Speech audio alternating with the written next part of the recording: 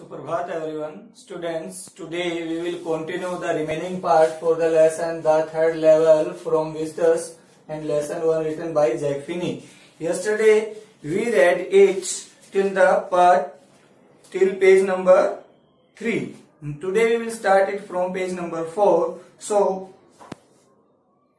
there were brass spittoons on the floor. जब वो Charlie वहां पे गया उसने वहां की सारी सीन को देखा कि कैसे वहां पे सारी चीजें पुरानी है लोगों का, चाहे पहनावा हो, चाहे वहां पे न्यूज़पेपर वाले के पास वो गया था, चाहे वहां पे टिकट के जो छोटे छोटे काउंटर बने हुए हैं, चाहे वो रूम है, चाहे वो ट्रेन है, सब कुछ वहां पे पुराने डिजाइन का था। तो अब यहाँ पे फिर वो कहता है देयर वर ब्रास स्पिटोन्स मीन्स थूकने के लिए गंदगी ना फैले जो वहां पे बने हुए थे थूकदान on the floor and across, वो ब्रास के थे, कांसे के थे, across the station glint of light, glint होता फ्लैश, चमक, कॉट माई आई, तो एकदम से जो कोई चीज चमकीली होती है, ब्राइट होती है, शाइनिंग होती है तो उसकी तरफ हमारा ध्यान चलाया जाता है। तो उधर उसका ध्यान गया, उसने क्या देखा, caught my eye, a man was pulling a gold watch from his vest pocket. अब टाइम के साथ चेंज आते जा रहे हैं, किसी के पास कुछ है, किसी के पास कुछ है, अब नई नई टाइप की वॉचेज आ गई हैं, लेकिन उस टाइम पे शायद वो रिस्ट के ऊपर बांधने के लिए नहीं होती थी, उसको पॉकेट में ही रखते थे। तो उसने पॉकेट वो उसकी पॉकेट से निकाली गोल्ड कलर की। He snapped open, snapped open होता है एकदम से खोल देना, the cover, glanced at his watch, और उसने उसके ऊपर शायद time, he want to observe the time, glance at his watch and frown, frown होता भौहें तन जाना। जब हम किसी बात को लेकर चिंतित या गुस्से में होते हैं तो हमारे माथे के अंदर सिलवट पड़ जाती है, उसी को फ्राउन बोलते हैं। ही वोर अ डर्बी हैट, अब ये उसका फिजिकल अपीयरेंस बता रहा है कि उसने डर्बी हैट पहन रखा था। ब्लैक 4 बटन सूट, और 4 कलर जो 4 बटन वाला सूट था ब्लैक कलर का, विद टाइनी लेपल्स। लेपल्स क्या होते हैं, आपने देखा होगा स्टूडेंट्स कि हम जब कोई भी कोट वगैरह ब्लेजर वगैरह पहनते हैं तो कॉलर के नीचे वो साइड में ऐसे फोल्डेड होता है, तो उसको लेपल्स बोलते हैं। And he had a big black handlebar moustache, उसके जो मुस्टैचेज हैं वो ऐसे हैं। Then I looked around and so, अब उसका फिजिकल अपीयरेंस बताने के बाद वो कहता है मैंने इधर उधर देखा, and so that everyone in the station was dressed like 1890 something, कि वहां पे हर किसी का जो पहनावा था, पोशाक पहनने का तरीका था, वो 1819 के जमाने का था। जब आप कहीं पे जाओगे तो जैसा देश वैसा भेष होता है, तो उस समय पे जैसा पहनावा था सब उसी को पहने हुए थे। I never saw so many beards, आज तक उसने इतने व्यक्तियों को, एक प्रचलन उस टाइम पे प्रिवेलिंग थी, लोगों का फैशन था कि वो बियर्ड्स, दाढ़ी रखते थे, sideburns and fancy moustaches in my life. Sideburns होता है यहाँ पे साइड में जो दाढ़ी के पास बड़े बड़े से बाल रख लेते हैं वो, एंड मस्टैचेज इन माई लाइफ, मस्टैचेज होती है मूछे, वो लोग जो मूछे रखते हैं वो फैशन उसने पहले नहीं देखा था।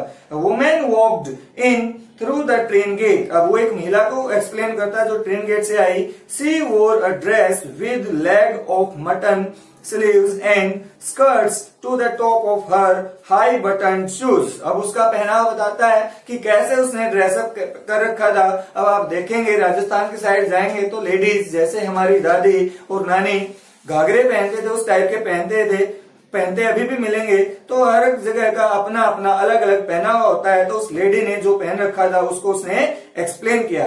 बैक ऑफ हर, अब उस लेडी के पीछे, आउट ऑन द ट्रैक्स, वो रेलवे ट्रैक्स पे, आई caught a glimpse of a locomotive, उसने ग्लिम्स होता है झलक, नजर पड़ी उसकी एक लोकोमोटिव जो ट्रेन चल रही थी। ए वेरी स्मॉल करियर, छोटी सी, and ivy locomotive with funnel shaped, जैसे फनल की होती है, स्टैक, चिमनी उसकी थी। एंड देन आई न्यू, और तब उसको पता चला कि really I am here and what kind of things were there at that time. To make sure, इस बात को पक्का विश्वास जताने के लिए, I walked over to a news boy, कि मैं वास्तव में यही हूं या कोई सपन देख रहा हूं, अपने आप को कंफर्म करने के लिए वो एक न्यूज बॉय के पास गया। And glanced at the stack of paper, stack होता पायल, ढेर, एक पेपर जो वहां पे न्यूज़पेपर का ढेर था उस पे उसने देखा, नजर डाली। एट हिज फीट, जो उस बच्चे ने बेचने के लिए अपने पांव के पास रखे हुए थे।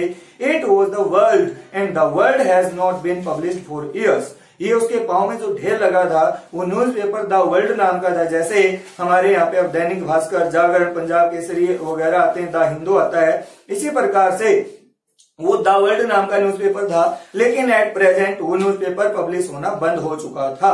अब वो दो टाइम को कंपैरिजन कर रहा है कि एक तो 1894 और एक जिस जमाने में वो जी रहा है उससे वो एक्वेंटेड है। अब हम यहाँ पे इस जमाने से जान पहचान है, हमारी एक्वेंटेंट है, और अब हम पास्ट में जाएं तो उस चीजों को इसके साथ हम तुलना कर सकते हैं।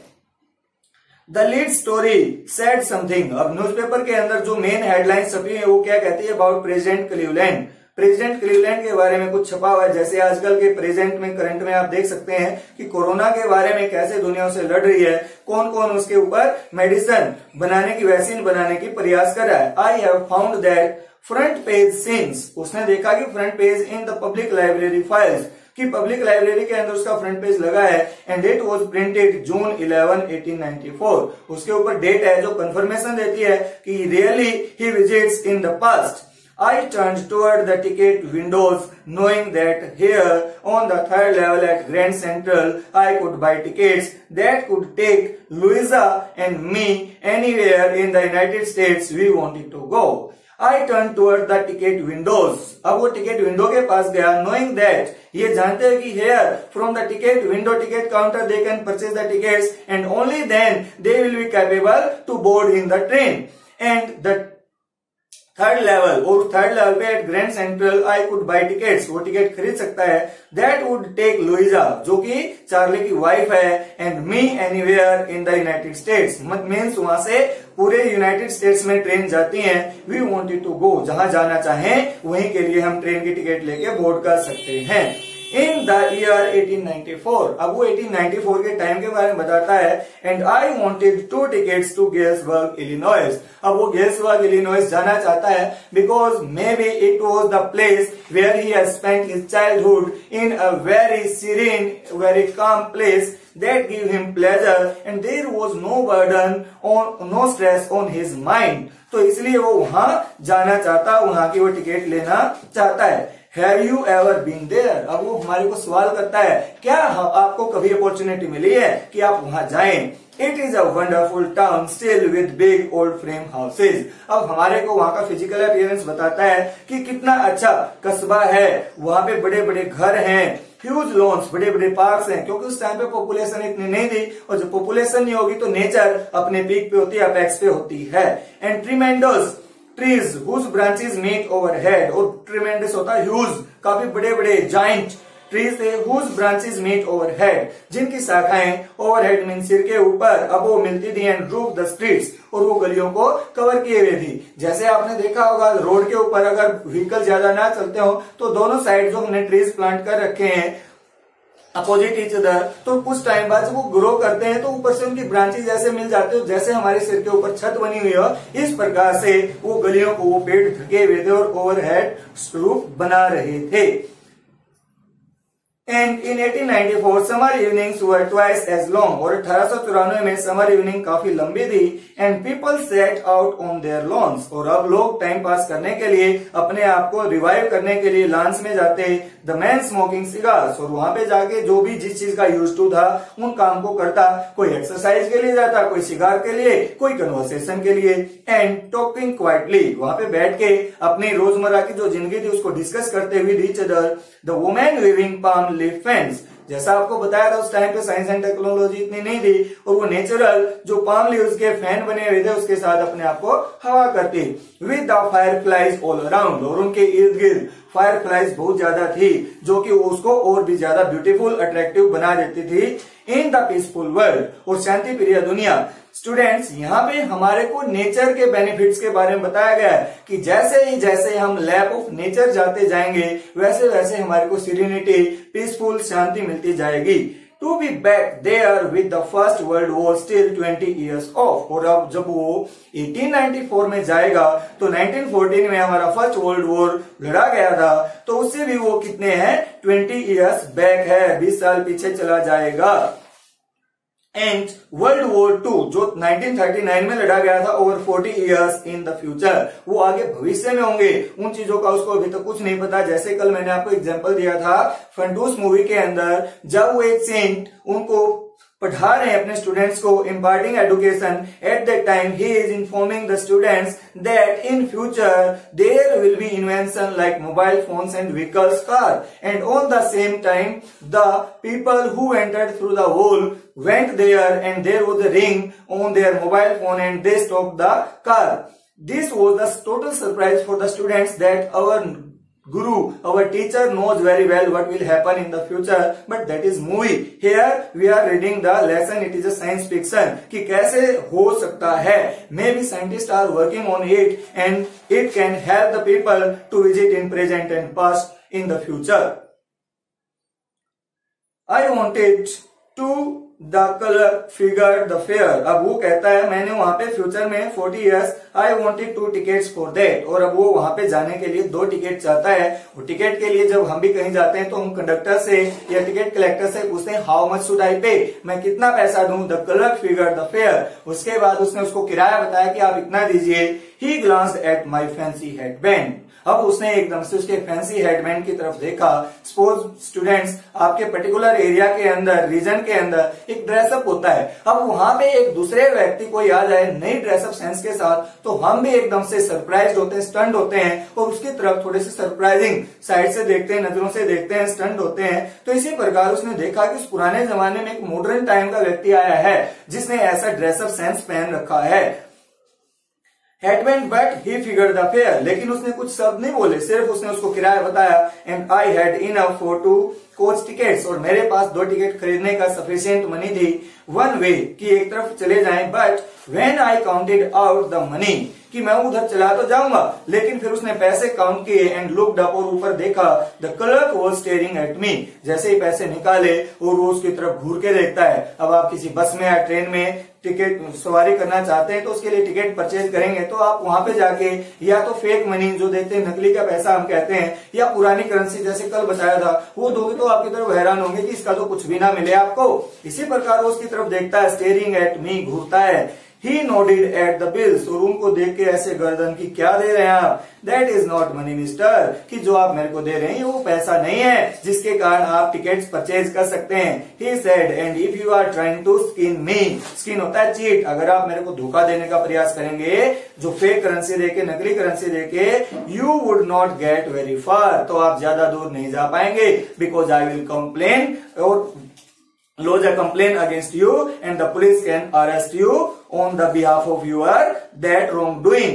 And he glanced at the cash drawer beside him. और उसके साथ में जो कैश ड्रॉर है उसकी तरफ देखता है. Maybe it was a signal to him that you should see what kind of currency is prevailing here and only that will be accepted. तो of course the money was old style bills. और जब उसने देखा कि हाँ यहाँ तो old style bills हैं, पुराने जमाने की करेंसी है.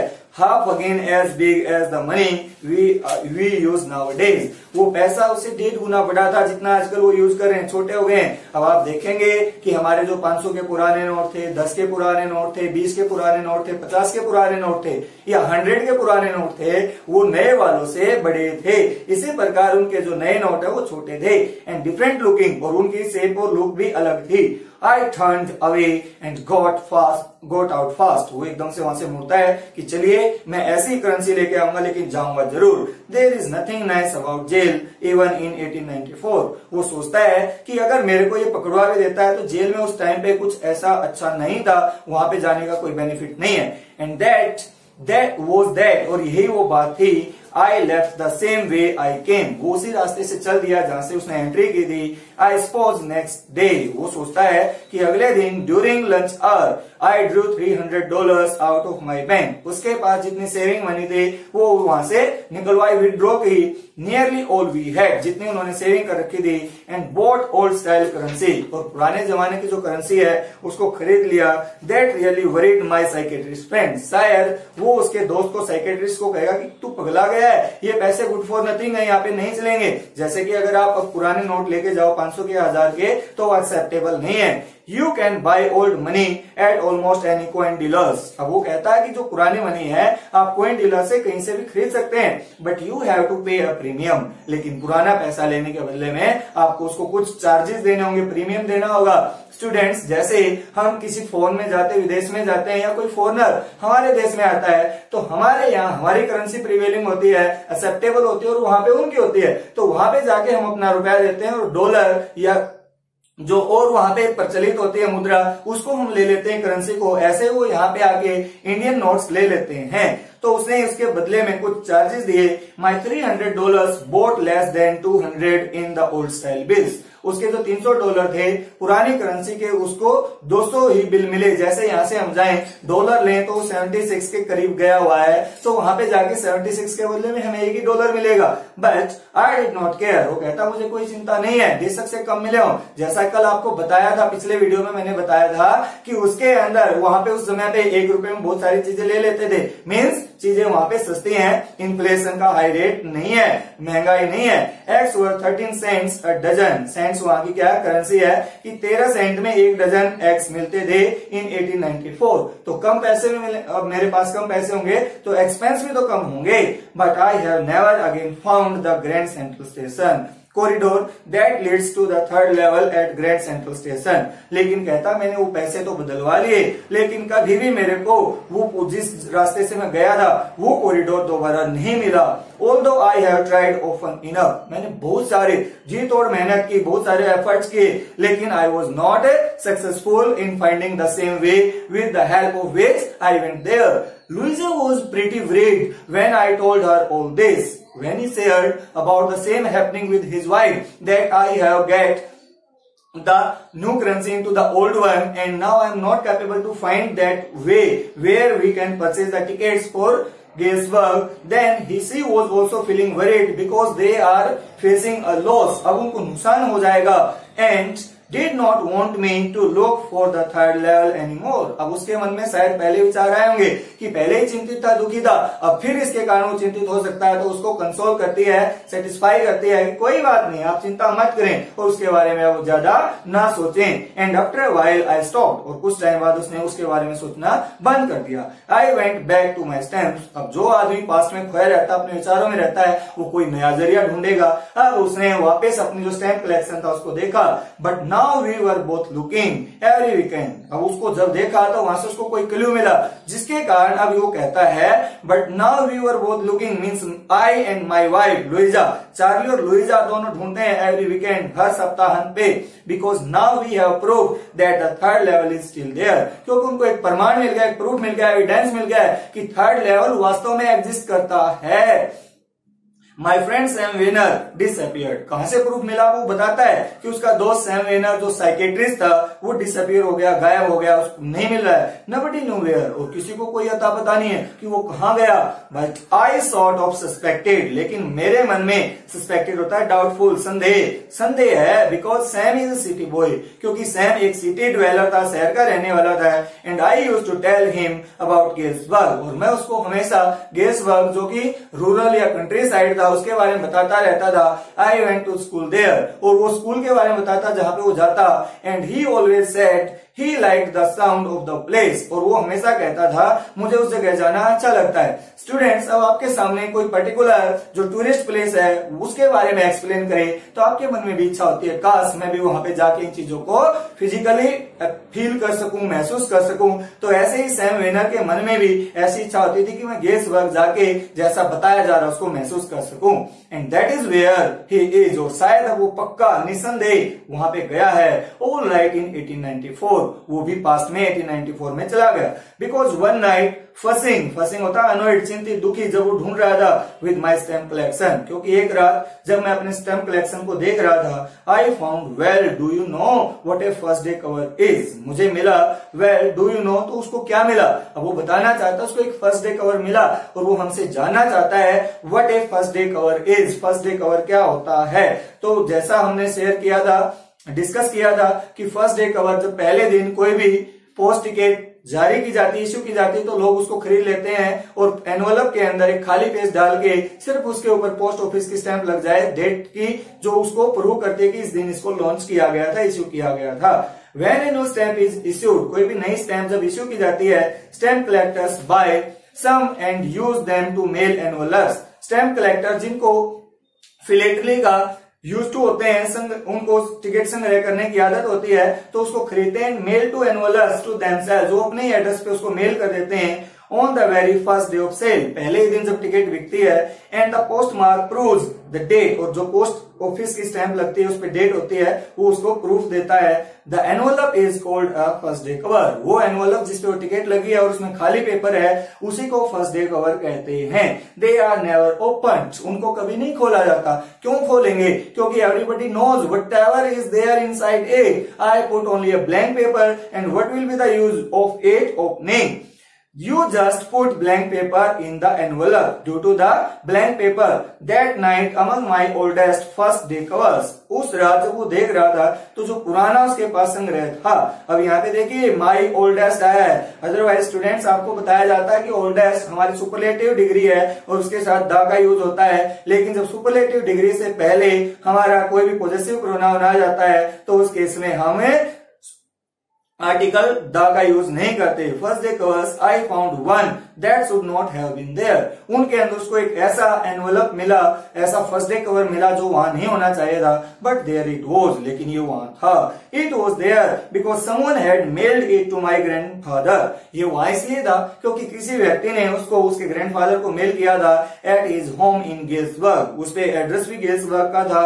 That is what the address on the envelope said, अब वो एड्रेस बताता है कि उस पे क्या लिखा था। And it had been there since July 1894, ये उसके ऊपर क्या था, 18 जुलाई 1894। The postmark showed that, क्योंकि उस पे पोस्ट ऑफिस की जो डेट लगी थी स्टैंप की, वो प्रूव करती है कि उस डेट को ये उसको भेजा गया था, मेल किया गया था। Yet I did not remember it at all, मुझे तो ये याद ही नहीं था। स्टूडेंट्स, जो भी आपकी बर्थ डेट है उससे पुरानी कोई चीज आपको मिले और आपके नाम की आई हुई हो, तो आप कैसे उस चीज के ऊपर विश्वास करेंगे? ऐसे उसके लिए भी थोड़ा सा स्टनिंग है, सरप्राइजिंग है। Yet I did not remember it at all. The stamp was a 6 cent. Stamp की जो वैल्यू थी, इश्यू की गई थी डाक टिकट, उसकी वैल्यू 6 सेंट है। डल ब्राउन विद, अब वो काफी पुरानी होने के कारण डल होगी या ब्राउन कलर की। जैसे आप देखेंगे आपके घर में अगर आपके दादा की या पापा की पुरानी बुक्स हैं तो उनका कलर पेजेस का चेंज हो जाता है। With a picture of President Garfield, और वो जो टिकट थी, स्टैंप थी, वो इश्यू की गई थी in the honour of President Garfield. Naturally, when the envelope came to granddad in the mail, जब उसके पास आया होगा, it went right into the collection and stayed there. तो जैसे वो भेजते थे वो वहीं पे उसने अपने स्टैम्प कलेक्शन में रख लिया। Till I looked it out and opened it. अब वो उसको खोलता है, देखता है, took it out and opened it. जब तक उसने नहीं खोला तब तक वो वहीं विराजमान था, प्रेजेंट था। The paper inside was not blank. अब तक उसने बताया था ब्लैंक होते थे, लेकिन ये हैरानी की बात है कि वो इनसाइड पेपर ब्लैंक नहीं था। It read, उसके अंदर क्या लिखा हुआ था? ऊपर सेंडर्स एड्रेस है 941 Willard Street, Galesburg, Illinois, July 1894। Charley, अब वो चार्ली को लिखता है, dear Charley, I got to wishing that you were right. मैं उम्मीद करता हूं कि आप सही होंगे। Then I got to be believing you were right. और सोचता हूं आप ठीक हैं। एंड चार्ली इट्स ट्रू, और जो आप मेरे को कहते थे वो सच है। I found the third level, मैंने भी थर्ड लेवल को ढूंढ लिया। I have been here 2 weeks, और यहाँ आए मुझे 2 सप्ताह हो गई। एंड राइट नाउ, और अभी down the street at the date Dalys someone is playing a piano. अब वो वहां का बखान करता है कि कैसे क्या क्या चीजें हैं। कोई व्यक्ति पियानो बजा रहा है जो कि उसके लिए सूदिंग है, कंफर्टेबल है। And they are all out on the front porch singing, और बहुत सारे गा भी रहे हैं। सीइंग नेलीज होम, वहां से वो नेली का घर देख रहा है। And I am invited over for lemonade, और मेरे को लेमोनेड के लिए मीन्स सोडा, जो लेमन सोडा मिलता है, जैसे आप तारक मेहता का उल्टा चश्मा में देखते होंगे, वो सारे के सारे अब्दुल की दुकान पे जाते हैं, तो इसी प्रकार से उसको किसी ने बुलाया है सोडे के लिए। कम ऑन बैक, और उसको भी वो इनवाइट करता है कि आप भी आ जाइए, यहाँ पे जिंदगी बड़ी सूदिंग है, कंफर्टेबल है, इजी है। चार्ली एंड लुइजा, आप दोनों आइए। Keep looking till you find the third level, जब तक आप हिम्मत ना हारें, जब तक आपको थर्ड लेवल नहीं मिल जाता। इट इज वर्थ इट, क्योंकि ये बहुत ज्यादा आपके लिए बेनिफिशियल रहेगा। बिलीव बिलीव मी, मेरी विश्वास कीजिए, मेरी बातों पे विश्वास कीजिए। The note is sine Sam, और उसके ऊपर उसने नीचे अपने सिग्नेचर सैम के नाम से कर रखे थे। At the stamp and coin store I go to, अब वो स्टैम्प और कॉइन स्टोर पे वापस गया इस बात को पूरा का पूरा छानबीन करने के लिए, इन्वेस्टिगेशन के लिए। I found out that Sam bought $800 worth of old style currency, और वहां पे जाके जिस व्यक्ति से उसने पैसे कन्वर्ट करवाए थे, चेंज करवाए थे, तो उसी के पास गया और पूछा कि कोई व्यक्ति, तो उसने बताया हाँ सैम नाम के व्यक्ति ने भी $800 की ओल्ड करेंसी ली है। That ought to set him up in a nice little hay field and grain business, और उन पैसों की मदद से वहां पे जाके वो अपना एक नया बिजनेस स्टार्ट करेगा, एस्टेब्लिश करेगा। ही always said that what he really wished he could do, वो हमेशा कहता था कि यही उसकी इच्छा कि वो क्या कर सकता वहां पे जाके।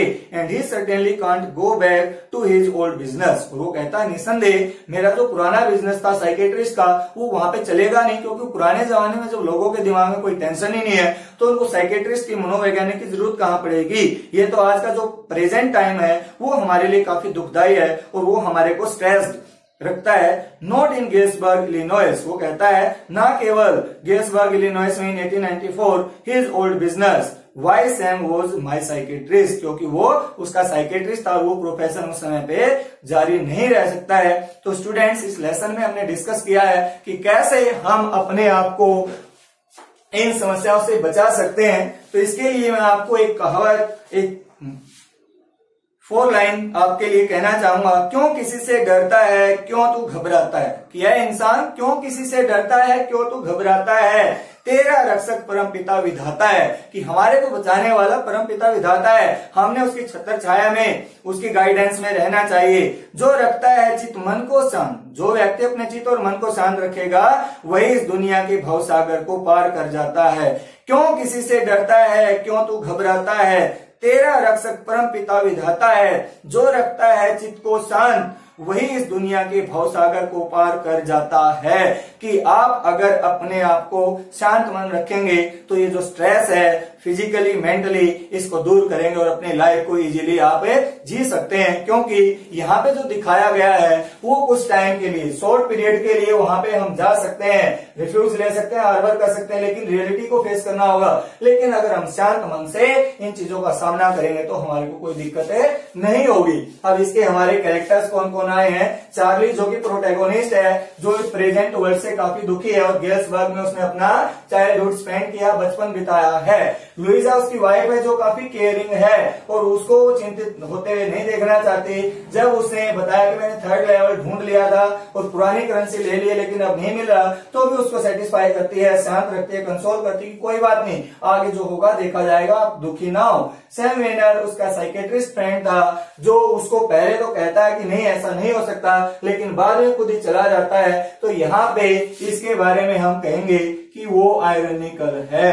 आयरनिकल होता है जब कोई आदमी कहे कुछ और वो उसका अपोजिट। ये कहता था कि 3rd लेवल आपके लिए जीते जी सपना, जागते जी सपना देखने जैसा है, वेकिंग ड्रीम है, लेकिन वो खुद ही वहां चला गया और बाद में वो चार्ली और लुइजा को इनवाइट करता वहां जाने के लिए। तो ये आयरनिकल स्टेटमेंट है। So students, thank you a lot.